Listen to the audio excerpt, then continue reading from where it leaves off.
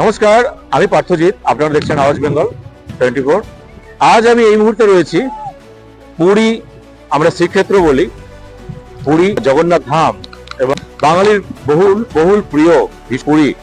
এখানে জগন্নাথ মন্দিরে সবাই আসেন, সঙ্গে আরো বহু মন্দির আছে। তার সঙ্গে সঙ্গে কেউ কেউ আসেন গম্ভীরা, যেখানে শ্রী চৈতন্যদেব তার জীবনের 18 বছর এখানে কাটিয়েছিলেন এবং যে ঘরটায় কাটিয়েছিলেন সেই ঘরটা সেই সময় কাঁচা মাটির ছিল এবং খুবই ছোট ঘর, এখন অনেক বড় করা হয়েছে। কিন্তু সেই সময় থেকে এই জায়গাটা কিন্তু একটা আধ্যাত্মিক আন্দোলনের একটা বড় ঘর কেন্দ্র হয়ে দাঁড়িয়েছিল। তার কারণ আপনারা জানেন যে 23-24 বছর বয়স পর্যন্ত উনি ছিলেন কিন্তু নবদ্বীপ মায়াপুর, এবং সারা বাংলাকে ভাব যে আন্দোলন, ভগবানের যে ভাব আন্দোলন, ভগবানের জন্য যে প্রেম আন্দোলন, শ্রীকৃষ্ণ মন্ত্র উনি যেভাবে ছড়িয়ে দিয়েছিলেন। এবং আজকেও আপনি দেখবেন যে বাংলা প্রত্যন্ত অঞ্চলে যে মহাপ্রভু, যে এখনো পর্যন্ত যে বহু মহাপ্রভুর নাম সংকীর্তন, সেই কিন্তু চৈতন্য মহাপ্রভুকে নিয়ে, সেই চৈতন্য মহাপ্রভু এখানে কিন্তু এই যে জায়গাটা আমরা দেখাচ্ছি নাম হচ্ছে গম্ভীরা, এবং এই গম্ভীরা কিন্তু আরেকটা বিশাল বড় যে ভর কেন্দ্র আধ্যাত্মিক আন্দোলনে। কিন্তু কেন? চৈতন্য মহাপ্রভু এখানে কিন্তু জীবনে 18টা বছর কাটিয়েছিলেন। তারপরে উনি দক্ষিণ ভারত থেকে পশ্চিম ভারত এবং উত্তর ভারত, বৃন্দাবন, সমস্ত জায়গায় পায়ে হেঁটে ভ্রমণ করেছিলেন। এবং পুরী এই যে জায়গাটা দেখেছে, এখানেও কিন্তু উনি বাংলা থেকে পায়ে হেঁটে এসেছিলেন। এবং পায়ে হেঁটে যে আসার যে রাস্তাটা, সেটাও কিন্তু এখনো পর্যন্ত নানাভাবে ওনাকে স্মরণ করা হয় এবং সেটা পুজো করা হয়। সেই জায়গা, সেই সেন্টার গুলোতে নানাভাবে চৈতন্য মহাপ্রভুর নামে, কোথাও উনি জিরে খেয়েছিলেন, কখনো উনি ভোগ খেয়েছিলেন, কোথাও উনি বিশ্রাম করেছিলেন। এইভাবে সমস্ত যে জায়গাগুলোতে, এই জায়গাগুলোতে কিন্তু আপনারা জানেন ওয়েস্ট বেঙ্গলে কি উন্মাদনা চলে, সেই চৈতন্য মহাপ্রভু সঙ্গে জড়িয়ে আছে যে জায়গাটা, সেই জায়গাটা বহুল প্রচলিত নাম নয়। কিছু মানুষ তো আসেন, জানেন, কিন্তু অনেক মানুষ কিন্তু বুঝতে পারেন না যে পুরীতে গম্ভীরা কোথায়। এটা ঠিক স্বর্গদ্বার থেকে জগন্নাথ মন্দিরের থেকে যেতে ডান দিকে পরে রাধাকান্ত মঠ, গম্ভীরা লেখা আছে, বাংলা লেখা আছে। ভেতরে ঢুকবেন, ঢুকে অবশ্যই আপনারা শ্রী চৈতন্য যে ঘরটায় ছিলেন সেখানে আপনারা কিছুক্ষণ তার সামনে বসুন। তার মানে খরম পাবেন, চরণ পাদুকা যেটা বলা হয়, কমণ্ডলু এবং আরো কিছু জিনিস সংরক্ষণ করা রয়েছে। কিন্তু সেই ঘরটাও কিন্তু একটা এখনো পর্যন্ত বড় আধ্যাত্মিক যে ভাবের, যেটা ভর কেন্দ্র, যে ভাব আদান প্রদানের যে আছে চলে ভগবানকে পাওয়ার জন্য, সেই জায়গাটা কিন্তু এখনো একইভাবে সেই পজিটিভ এনার্জি বহন করছে। সেই জায়গাটা আপনারা পারলে যখনই পারবেন আসুন। এবং এই গম্ভীরাতে আমি পেয়ে গেছি মোহন মহারাজজি, যিনি প্রধান মোহন কৃষ্ণগোপাল দাস গোস্বামী মহাশয়কে। ওনার সঙ্গে আমরা কথা বলছি, আমরা জানার চেষ্টা করছি যে এই জায়গাটা তাৎপর্য কি, আমরা জানতে চাইছি। আসুন, আপনারা দেখুন। এখন আমরা জাস্ট এই মুহূর্তে রয়েছি শ্রী চৈতন্য মহাপ্রভু, যেখানে 24 বছরের মধ্যে 18 বছর এখানে কাটিয়েছেন এবং 6 বছর পরিব্রাজন করেছেন। এই সময় চিন্তা করুন, আজকে আপনারা যখন পুরীতে আসেন তখন কত সুবিধে, ট্রেনে আসছেন, বাসে আসছেন, নিজের গাড়িতে। সেই সময় উনি হেঁটে এসেছিলেন পুরীতে। এবং আপনারা বাঙালি সবাই জানেন যে পুরীতে যখন উনি হেঁটে আসছেন, সেই জায়গাটার একটা তীর্থক্ষেত্র, সেই জার্নি, সেই জায়গা এখনো প্রতিটা জায়গাতে সেখানে মহাপ্রভু ভোগ সেখানে হয়। এবং আজকে এই মুহূর্তে আমি রয়েছি পুরী গম্ভীরা, কিন্তু জগন্নাথ মন্দির, মা বিমলা, এনাদের পরে সব থেকে অবশ্য দর্শনীয় সেটা হচ্ছে, এবং আপনারা আসবেন, সেটা হচ্ছে যে এই গম্ভীরা, যেখানে 17 থেকে 18 বছর এই যে ঘর, এবং এই ঘরটা এখন পরিবর্তন হয়েছে অবশ্যই, নতুন ফর্মে তৈরি হয়েছে, কিন্তু তখন মাটির ছিল। এবং সেই মাটির ঘরে এখনো পর্যন্ত কিন্তু ওনার পাদুকা এবং কমণ্ডলু সেই সংরক্ষিত করা হয়েছে, আছে এখনো পর্যন্ত। এবং এই জায়গাটা কিন্তু ভীষণভাবে হাইলি স্পিরিচুয়াল। যারা স্পিরিচুয়াল মার্গে আছেন তারা বুঝতে পারবেন। এখন আমি আছি এখানের যে মহানজি এবং খুবই উচ্চ মার্গের সাধক কৃষ্ণগোপাল, শ্রী কৃষ্ণগোপাল দাস গোস্বামী মহারাজজি, এনার সঙ্গে রয়েছি। তো মহারাজজি, একটা কথা বলুন, যে আমাদের দর্শকদের বলুন যে এখানে এই যে গম্ভীরাতে এত মানুষ আসেন, অনেক মানুষের তো শুনেছেন কিন্তু জায়গায় এখানে এসে পর্যন্ত পৌঁছাতে পারেন না, কিন্তু যারা এখানে আসেন তো অবশ্যই চৈতন্যদেবকে তো ওরা ফিল করবেন যে চৈতন্যদেবের উপস্থিতি এখনো পর্যন্ত রয়েছে এই জায়গায়। একটু বলুন সঙ্গে।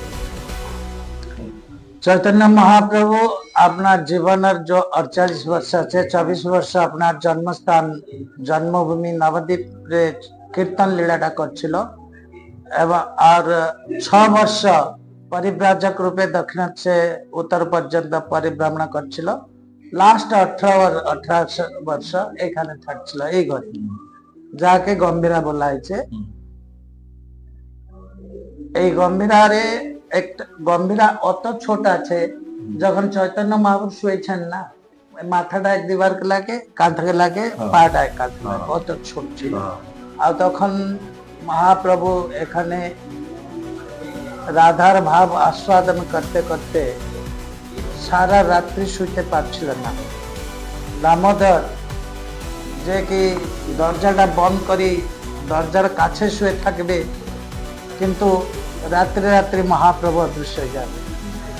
যখন মহাপ্রভুকে খুঁজতে খুঁজতে ওনার পার্ষদ গুলো যাবে, দেখবে কি মহাপ্রভু জগন্নাথ মন্দিরের সামনে কুর্ম অবতার, কচ্ছপ অবতার, যেমন হাত স্পর্শ করে ওইখানে ভাবাবেশ মে থাকছিলেন। আর কবে কবে সমুদ্র, একবার তো সমুদ্র ভিতরে ভেসে গিয়েছিল, কেবল যে জাল জাল দিয়ে তাকে নিয়ে আসছিল। এমন মহাপ্রভু এখানে 18 বর্ষ নিরবিচ্ছিন্ন ভাবে আপনার লীলা করছিল। তার জন্য এই জায়গাটা, তার জন্য এখানে লেখা আছে অধ্যাপয় সে লীলা করে গোড়া রায়, কোন কোন ভাগ্যবান দেখিবার। মহাপ্রভুর লীলা এখনই বি চালছি। তার জন্য আপনি যে বলছেন কি আপনার একটা স্পেশাল ফিলিং আছে, একটা অনুভূতি আছে, যেটা আছে তার কারণ হচ্ছে মহাপ্রভু अभी भी লীলা कर रहे हैं, এখনই भी লীলা করছে। হ্যাঁ, সবসময় আছেন। এবং ওনার যে আর ওনার যে এই তো আপনি বাহির অত ফিল করছেন, ভিতর যেটা ওনার গুপ্ত স্থান আছে, সুরঙ্গ আছে, যেখানে মহাপ্রভু বসে যখন কীর্তন করে করে ক্লান্ত হয়ে যাবে, সে ভিতরে যাই রাধার ভাবকে আস্বাদন করছিল। ওইখানে বড় বড় সাধক, বড় বড় সন্থ সেই ভিতরে ঢুকে উনার যে ভাবাবেশ, উনার যে ক্রন্দন দেখতে লাগে যে হ্যাঁ অধ্যাপী মহাপ্রভু সেই লীলা করছেন। তার জন্য আপনি যেমন বললে কি যে ভাগ্যবান সেই এখানে আসতে পারে, সবাই আসতে পারে। একটা কি যে আধ্যাত্মিক যে ভারতকে আধ্যাত্মিক রাজধানী বা স্পিরিচুয়াল ক্যাপিটাল বলা হয়, এবং তার মধ্যে যে ভাব আন্দোলন, প্রেম আন্দোলন, এবং এইখানে যে ভগবানের প্রতি, সেখানে শ্রী চৈতন্যদেবের যে ভূমিকা, সেটা অবশ্যই ভারতবর্ষের যে ইতিহাস লেখা হয়েছে সেখানে কিন্তু স্বর্ণাক্ষরে লেখা থাকবে।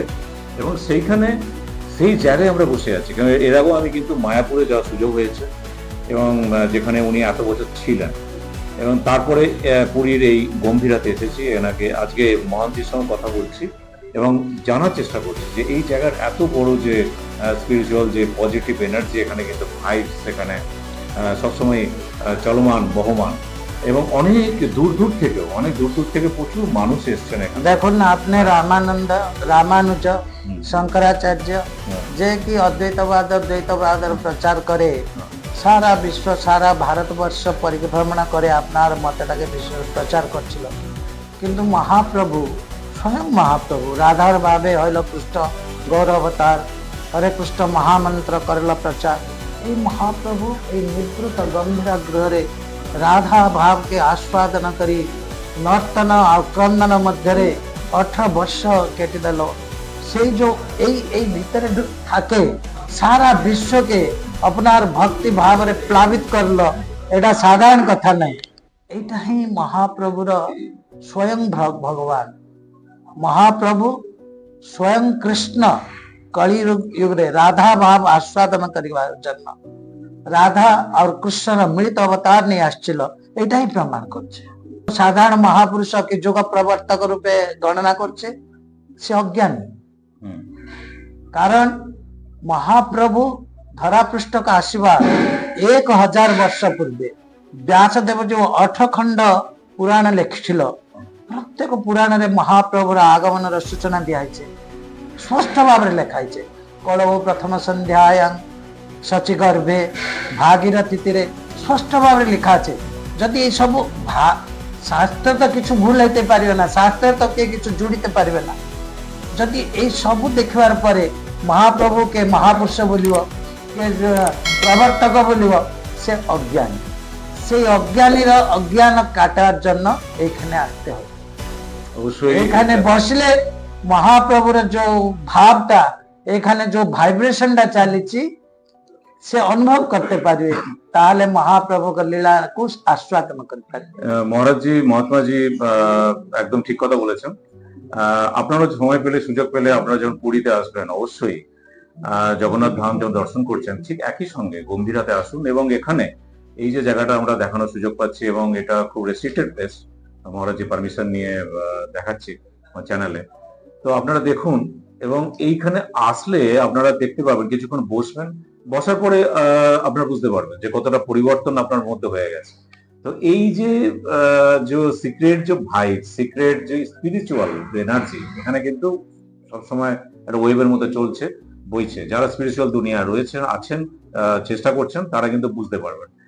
তো আপনারা আসুন এবং এই জায়গাতে এসে কিছুক্ষণ বসুন এবং ধ্যান করুন, মেডিটেশন করুন এবং ফিল করুন, অনুভব করুন যে বাঙালি প্রাণের চৈতন্য মহাপ্রভু এখানে কিন্তু এখনো কিন্তু যেমন মায়াপুরও পাবেন, নবদ্বীপও পাবেন, এখানেও কিন্তু আপনি পাবেন।